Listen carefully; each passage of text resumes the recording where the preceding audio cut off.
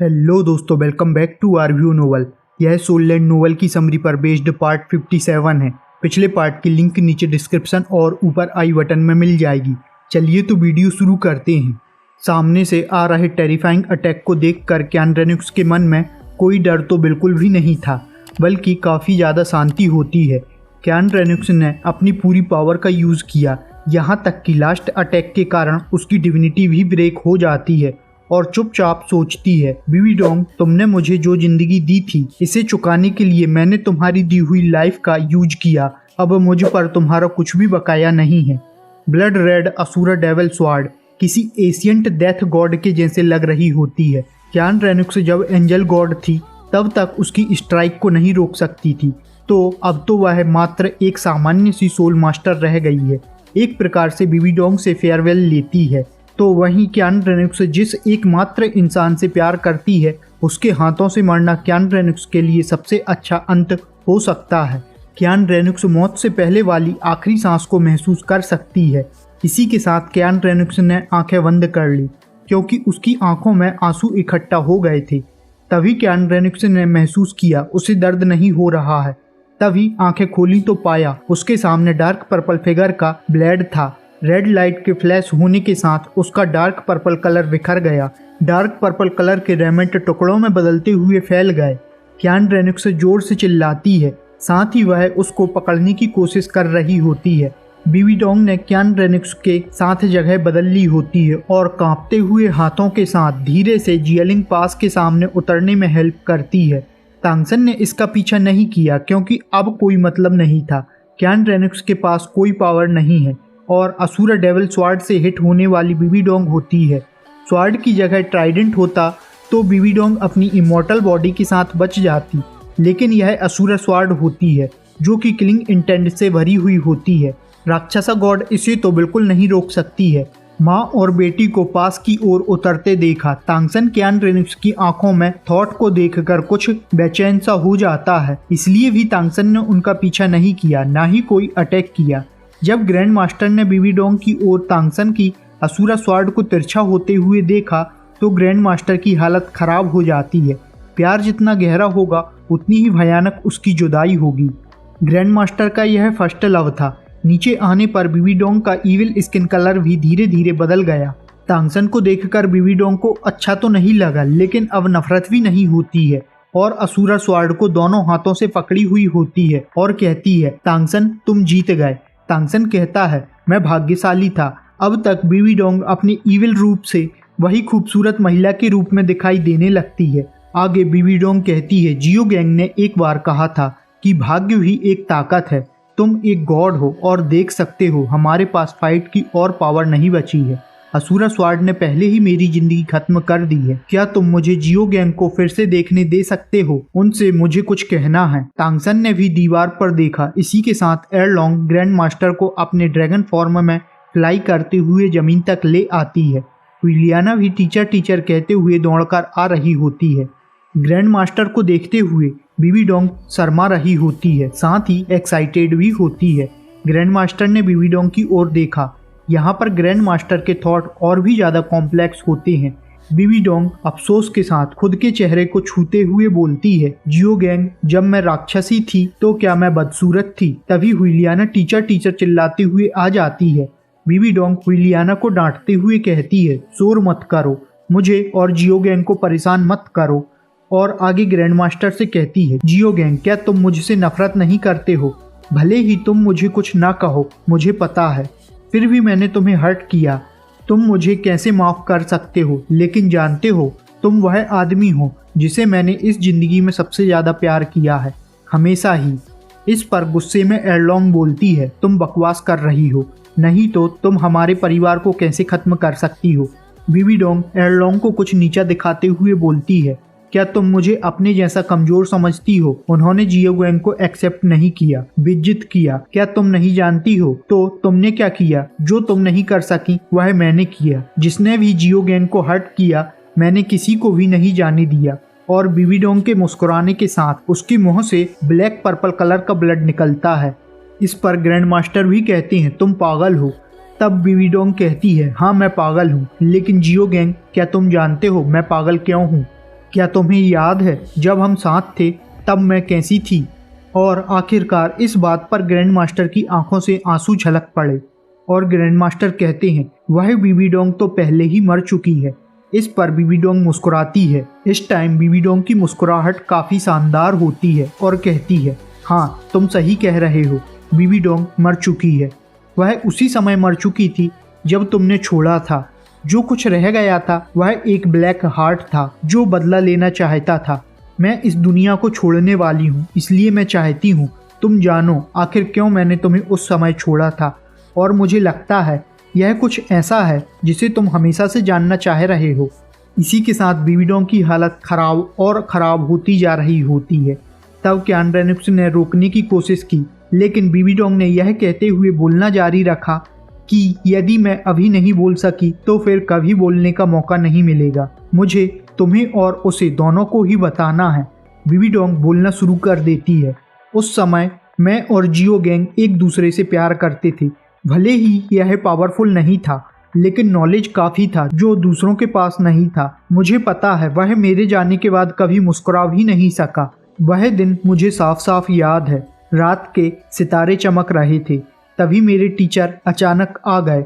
उसने पूछा, मेरा और तुम्हारा क्या रिश्ता है? जियो गैंग जानते हो, वह टीचर एकमात्र व्यक्ति था जिसका मैं सबसे अधिक सम्मान करती थी।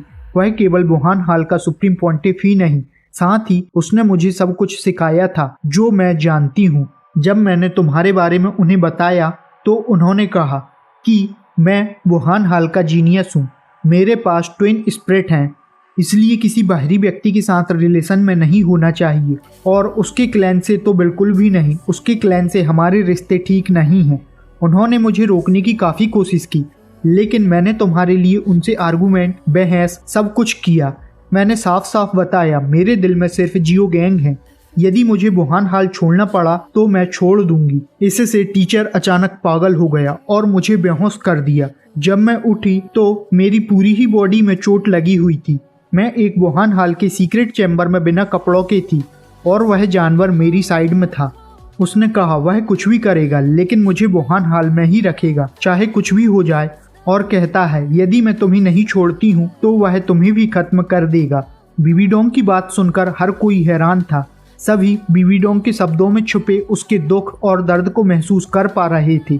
और बीबी डोंग आगे कहती है, उस समय मेरे मन में मरने के विचार आए थे, लेकिन यदि मैं मर गई तो वह तुम पर अपना गुस्सा निकालता और तुम्हें खत्म कर देता, और मैं जिससे प्यार करती थी उसको बचाने का मेरे पास एकमात्र तरीका था। इतना सुनने पर ग्रैंड मास्टर अपने घुटनों पर होते हैं। आखिरकार जिंदगी भर की नफरत, प्यार, और आखिर में पता चला कि ग्रैंड मास्टर खुद गलत थे, तो इतनी आसानी से तुरंत ही एक्सेप्ट थोड़ी ना ही किया जा सकता है। फिर बीबी डोंग शांति से बोलती है, यह मेरी और उसकी बेटी है। कुछ समय बाद पता चला मैं प्रेग्नेंट थी। मैं उससे नफरत करती थी और साथ ही पूरे ही वुहान हाल से, और इस बच्चे से तो सबसे ज्यादा नफरत करती थी। मैंने हर दिन इसे मारने की कोशिश की, लेकिन जब तक यह ना हो गई मुझे वुहान हाल में सील कर दिया गया। और कियान रेनिक्स से कहती है, मुझे पता है तुम मुझसे नफरत करती हो। तुम्हारे पिता को भले ही तांगहाऊ ने घायल कर दिया था, लेकिन उस जानवर को मैंने अपने हाथों से मार डाला जिसने मेरे साथ किया। तुम्हें मुझसे नफरत ही करनी चाहिए। मैंने माँ के रूप में भी कोई जिम्मेदारी नहीं ली, लेकिन जब तुमने मुझे तांगसन के गुआनिन टीयर से बचाया तो मुझे समझ आया उसमें तुम्हारी क्या गलती थी। कियान रेनिक्स भी कांपते हुए नहीं नहीं कह रही होती है।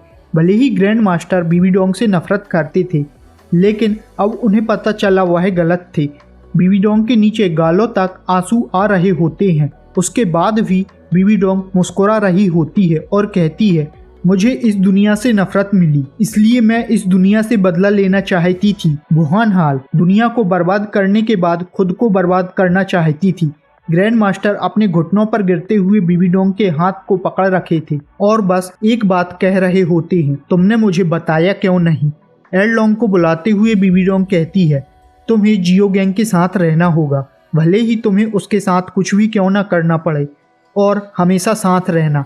तांगसन ब्लू और रेड लाइट को स्विच कर रहा होता है और कहता है, सीनियर आपको क्या कहना है? भले ही तांगसन बीबी डोंग को माफ न कर सके, फिर भी उसके लिए कुछ सिंपैथी होती है, जिससे तांगसन ने बीबी डोंग को सीनियर कहा। असुरा डिवाइन पावर अभी भी बीबी डोंग की बॉडी में अपना काम कर रही होती है और बीबी डोंग की बॉडी को पूरी ही तरह से बर्बाद कर दिया होता है। और तांगसन जैसे ही ट्विन गॉड को एग्जिस्टेंस को छोड़ता है तो एक लाइट फ्लैश होने के साथ साओबू भी तांगसन की साइड में दिखाई देने लगी, जो धुंधली रेड लाइट में कवर थी। इसके साथ ही बीबी डोंग की चेस्ट में लगी हुई असुरा स्वार्ड भी गायब हो जाती है। तब बीबी डोंग तांगसन से कहती है, मैंने कभी किसी से कुछ नहीं मांगा, लेकिन तुमसे मांगती हूँ, मेरी लास्ट रिक्वेस्ट को एक्सेप्ट करो। क्यान रेनुक्स अब एंजल गॉड नहीं है, यहाँ तक कि उसकी सोल भी डैमेज हो गई है। अब डोलाओ कॉन्टिनेंट के लिए कोई खतरा नहीं है। जो भी किया मैंने किया, उसे जाने दो। अब बुहान हाल भी मौजूद नहीं है, उसे जाने दो। एक प्रकार से कुछ तांगसन ने मना ही कर दिया होता है। सुई वांग भी तांगसन के ऊपर ही फैसला छोड़ता है, जिसे तांगसन आगे चलकर छोड़ ही देता है। बीबी डोंग लंगड़ाकर चल रही होती है और अपने आखिरी के शब्दों में क्यान रेनुक्स को बदला ना लेने और हुइलियाना के साथ में सुरक्षित रहने के लिए कह रही होती है और हर एक शब्द रुक रुक कर कह रही होती है। क्यान रेनुक्स भी माँ चिल्लाती हुए बीबी डोंग से लिपट जाती है। बीबी डोंग ने क्यान रेनुक्स की चीख सुनी। बीबी डोंग की आंखों में शांति छा जाती है। क्यान रेनुक्स की चीख को सुनते हुए बीबी डोंग मुस्कुराती है। बीबी डोंग क्यान रेनुक्स के सिर को सहलाना चाहती थी, लेकिन फिर भी बीबी डोंग का हाथ सिर तक केवल हाफ ही पहुंच सका। ऐसा लग रहा होता है कि समय रुक गया है। क्यान रेनुक्स ने बीबी डोंग के गिरते हुए हाथ को उठाते हुए अपने चेहरे पर रख लिया। ग्रैंड मास्टर ने भी जोर से रोते हुए बीबी डोंग के हाथ को कसकर पकड़ लिया। बीबी डोंग नहीं रही। तांगसन धीरे से घूमते हुए, तांगसन ने यह कभी नहीं सोचा था इस तरह से यह सब खत्म होगा। साओबू का हाथ पकड़ते हुए अपने सामने खींच लिया। इन्हें भी न जाने क्या क्या करना पड़ा, लेकिन अब यह साथ रह सकते हैं। इस तरह से साओबू और तांगसन ग्रैंड मास्टर और बीबी डोंग से ज्यादा भाग्यशाली होते हैं। तभी तांगसन भी सुई वांग से कहता है, मैंने कभी भी इस युद्ध का हिस्सा बनना नहीं चाहा था, लेकिन दोस्त और परिवार को प्रोटेक्ट करने के लिए बनना पड़ा। और तांगसन सुई वांग से कुछ प्रॉमिस लेता है। सुई वांग भी बिना झिझक के हाँ बोला। तब तांगसन कहता है, तुम वुहान एम्पायर की तरह अंधाधुंध किसी को नहीं मारोगे। दूसरा, अगले 10 सालों तक स्टारलुओ एम्पायर के साथ युद्ध नहीं करोगे। तीसरा, आज से मेरा हेवन ड्यू एम्पायर से कुछ भी लेना देना नहीं है। अब से मैं किंग लैन हाउ और ना ही कोई इंपीरियल ट्यूटर हूँ। सुई वांग ऐसा करना नहीं चाहता और अपने घुटनों पर गिरने वाला होता है, लेकिन तांगसन ने रोक लिया और कहता है, भले ही मैं इंपीरियल ट्यूटर नहीं हूँ, लेकिन मैं हमेशा तुम्हारा ही टीचर रहूंगा। तुम्हारे जैसे डिसाइपल का होना मेरे लिए भी सम्मान की बात है। अब जबकि राक्षसा या एंजल गॉड से कोई खतरा नहीं है, तो मेरे रिटायर होने का समय आ गया है, लेकिन मैं इस दुनिया में लंबे समय तक रहूंगा। अगला कोई गॉडली लेवल का खतरा आता है तो मैं हूँ। और लास्ट युद्ध खत्म होने के बाद तांग आर्मी को भी डिसॉल्व कर दिया जाएगा।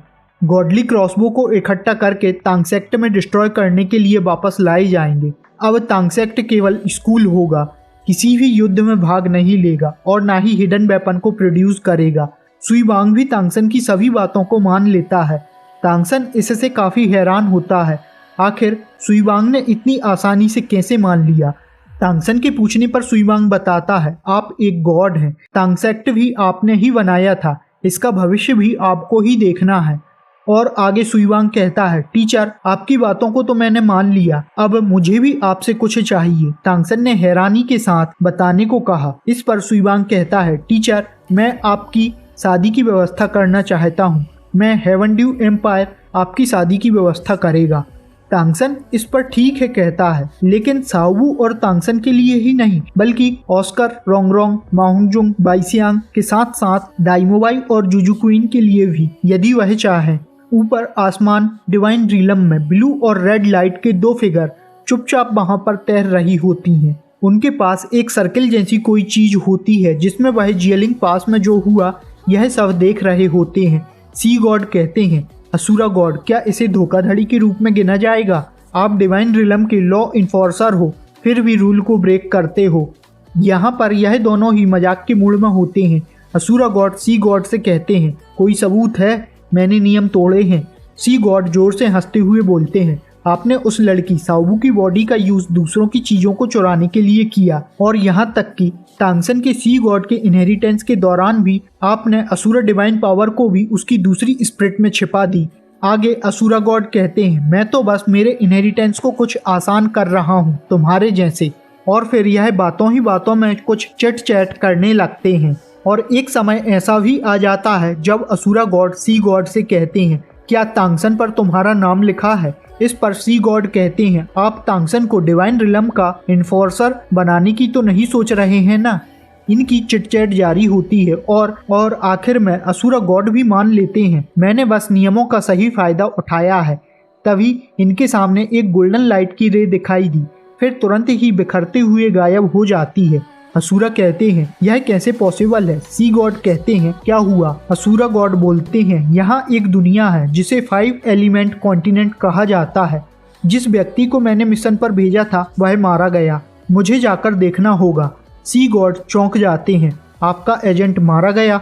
दुश्मन कितना पावरफुल होगा। तभी अचानक ऊपर से व्हाइट और ब्लैक मिक्स लाइट की रे दिखाई दी। वह कहती है, गॉड असुरा, डिवाइन किंग आपका इंतजार कर रहे हैं। सी गॉड चिंता में कुछ अपना सिर खुजलाते हुए कहते हैं, ऐसा लगता है 5 एलिमेंट कॉन्टिनेंट में कुछ चल रहा है, और हंसते हुए कहते हैं, उस सिर दर्द से असुरा को ही निपटने दो। South western heaven due empire फेसिनो प्रोविनेंस न्यूडिंग सिटी के साउथ में होली स्पिरिट विलेज एक छोटा सा गांव है। इसे होली स्पिरिट के रूप में जाने जाने का कारण यह है, पौराणिक कहानियों के अनुसार 100 साल पहले यहाँ एक सोल सेज लेवल के सोल मास्टर का जन्म हुआ था और होली स्पिरिट विलेज की यही इटर्नल प्राइड है। और आज इस गांव का मुखिया होली स्पिरिट शब्दों वाली चट्टान को बदल रहे होते हैं। यह नाम प्योर गोल्ड से स्टील पर लिखा होता है। कोई पूछता है, चीफ जैक, हमारे गांव का नाम क्यों बदला जा रहा है? जो कि झुकी हुई कमर के साथ एक लाठी को पकड़े हुए होते हैं, अचानक अपनी बैक को सीधा करते हुए पूरे गर्व के साथ कहते हैं, क्योंकि हमारे गांव में एक गॉड का जन्म हुआ था। अब आप लोग बताना, क्या यह टांगसन की बात कर रहे हैं? और इसी के साथ यह स्टोरी यहाँ पूरी होती है। आगे मुझे कौन सी नोवेल की समरी लानी चाहिए उसका नाम बता दीजिएगा, जिसे मैं कुछ ही समय में पोल पर डाल दूंगा। हमने सोललैंड नोवेल की समरी को मेरी आरव्यू हिंदी की वीडियो में कुछ गलत डेटा को सही करने के लिए और आप सभी के सपोर्ट करने पर शुरू की थी, और सोललैंड नोवेल की मेरी एक्सप्लेनेशन पर आपकी राय कमेंट या इंस्टाग्राम में मैसेज पर दे सकते हो। वैसे तो मैं सभी की कमेंट का रिप्लाई देना चाहता हूँ, लेकिन कभी कभी टाइम की कमी के कारण पॉसिबल नहीं हो पाता है। यदि आपकी कोई क्वायरी हो तो मुझे मैसेज कर सकते हो। दोस्तों, यहाँ तक मुझे सपोर्ट करने के लिए आप सभी का तहे दिल से शुक्रिया। आप सभी के सपोर्ट के बिना आज मैं यहाँ तक की स्टोरी कवर नहीं कर सकता था, खास तौर पर जब कोई इमेज या स्टोरी के लायक कोई क्लिप ही अवेलेबल ना हो। मैं ये तो नहीं कहता मेरे द्वारा दी हुई नोवेल की समरी में कुछ भी गलत नहीं है, लेकिन यदि आप मुझे सही जानकारी दोगे तो मैं फ्यूचर में उसे करेक्ट कर सकता हूँ। हम मिलते हैं 1 या 2 दिन बाद फिर से किसी वीडियो में, और आप सभी का फिर से एक बार शेयर, सब्सक्राइब और सपोर्ट और साथ ही वीडियो को लाइक करने के लिए शुक्रिया। यह वीडियो यहाँ ख़त्म होती है, हम मिलते हैं नेक्स्ट वीडियो में। Thanks for watching.